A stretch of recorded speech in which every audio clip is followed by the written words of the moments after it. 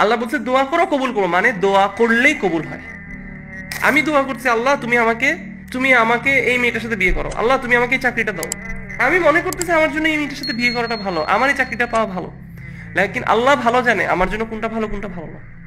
আল্লাহ promise করতেছে যে দোয়ার রেসপন্স হচ্ছে অ্যাকসেপ্টেন্স। এই আয়াতটা পড়ে ওয়াকালা রব্বুকুম উদউনি আস্তাজিব লাকুম, আল্লাহ বলছে দোয়া করো কবুল করো, মানে দোয়া করলেই কবুল হয়। এটা নীতি, আপনার জীবনে এটাকে নীতি বানায় ফেলেন, দোয়া করলেই দোয়া কবুল হবে, এটা আল্লাহর কথা।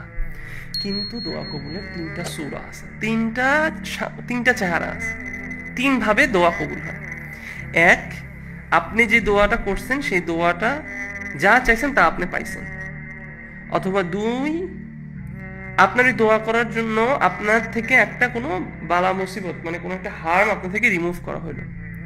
অথবা তিন, আপনি যে দোয়াটা করছেন আপনি যা চাইছেন সেটা আপনাকে দেওয়া হয়নি, কিন্তু সেটার রিওয়ার্ড আপনার জন্য আখিরাতে জমা রাখা হয়েছে।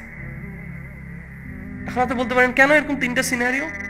Because Allah is the best knower of our situation. আল্লাহর ইলমের সাথে আমাদের ইলমের কোনো তুলনা হয় না। আমি দোয়া করছি আল্লাহ তুমি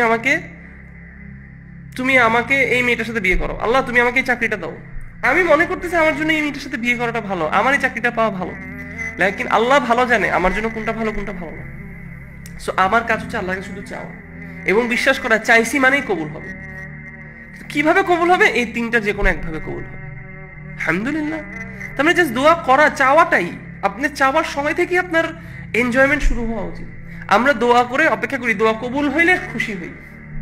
দোয়া যে করতে পারছি, দ্য তৌফিক আমি যে পাইছি, দোয়া করার তৌফিকটা যে আমি পেয়েছি, এখান থেকে আমার খুশি হওয়া কথা। সুবহানাল্লাহ।